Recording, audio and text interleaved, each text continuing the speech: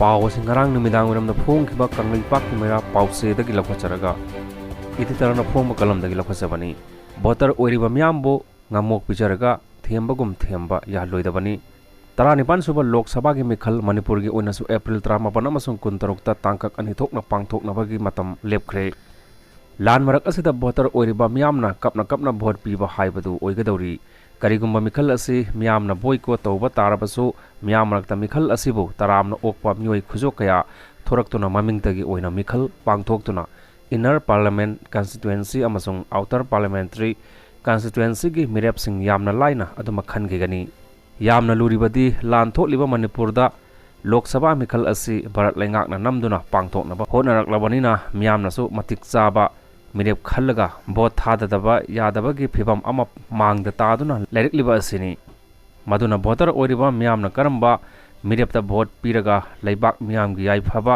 oigadage amade tunglam chatkidamakta khanduna masak thokpa thabak torokadage haibadu khanduna vote pibagi phirep ama lawba chungani masi phawbada inner manipur parliamentary constituency ge mihut oina thagat khiba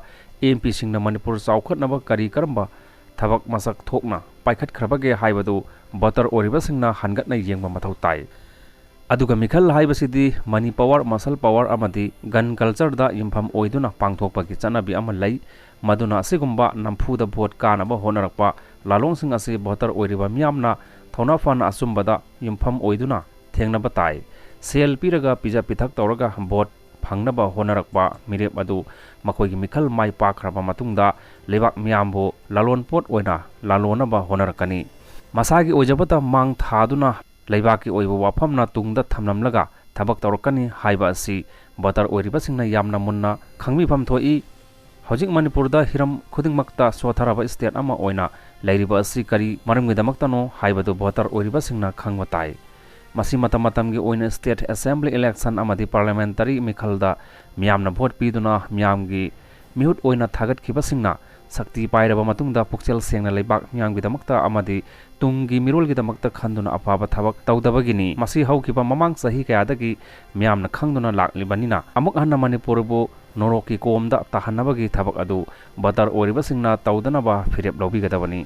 voter oiriba sing asi aduki matik phidamningai oigadabani ꯑꯩꯈꯣꯏꯅ ꯁꯤꯖꯤꯟꯅꯅꯕ ꯄꯣꯠ ꯆꯩ ꯀꯌꯥ ꯂꯩꯕ ꯃꯇꯝꯗꯗꯤ ꯑꯐꯕ ꯐꯠꯇꯕ ꯍꯥꯏꯕꯗꯨ ꯃꯨꯟꯅ ꯌꯦꯡꯂꯒ ꯂꯩꯕꯒꯤ ꯍꯩꯅꯕꯤ ꯂꯩ ꯆꯦꯛꯁꯤꯟꯅ ꯌꯦꯡꯂꯒ ꯑꯐ ꯐꯠꯇ ꯃꯁꯛ ꯈꯪꯗꯣꯛꯂꯒ ꯑꯐꯕ ꯄꯣꯠ ꯂꯩꯕꯅ ꯇꯨꯡ ꯀꯣꯏꯅ ꯆꯠꯂꯤ ꯃꯇꯧ ꯑꯁꯤꯒꯨꯝꯅ ꯍꯟꯗꯛ ꯄꯥꯡꯊꯣꯛꯀꯗꯧꯔꯤꯕ ꯂꯣꯛ ꯁꯚꯥ ꯏꯂꯦꯛꯁꯟ ꯑꯁꯤꯗ ꯃꯅꯤꯄꯨꯔꯒꯤ ꯏꯟꯅꯔ ꯑꯃꯁꯨꯡ ꯑꯥꯎꯇꯔꯗ ꯃꯤꯔꯦꯞ ꯑꯣꯏꯅ ꯆꯣꯡꯊꯣꯔꯛꯀꯗꯧꯔꯤꯕꯁꯤꯡ ꯑꯗꯨꯒꯤ ꯍꯧꯈꯤꯕ ꯄꯨꯟꯁꯤꯒꯤ ꯃꯇꯝꯗ ꯃꯃꯥ ꯂꯩꯕꯥꯛ ꯃꯅꯤꯄꯨꯔ ꯑꯃꯗꯤ ꯃꯤꯌꯥꯝꯒꯤꯗꯃꯛꯇ ꯀꯔꯤ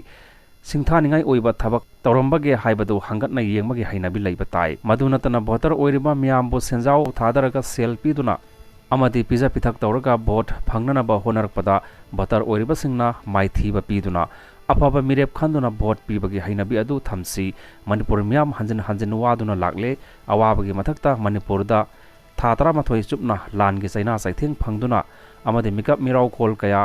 hojik ninduna leiribani masi phawbada manipur lengak amasung bharat lengakna lanasi loisinaba honabidaba namfuda mikhal pangthoknaba honaraklibani haiba si voter oiribasingna munna khangduna lengak pairibasingna thadorakliba mirapsing adu miyambo amuk hanna lalon pot oina sejinarakadra haibadu khallaga leibakkidamakta afaba thabak torokadaba mirepta vote pibagi hainabi adu laisi hairi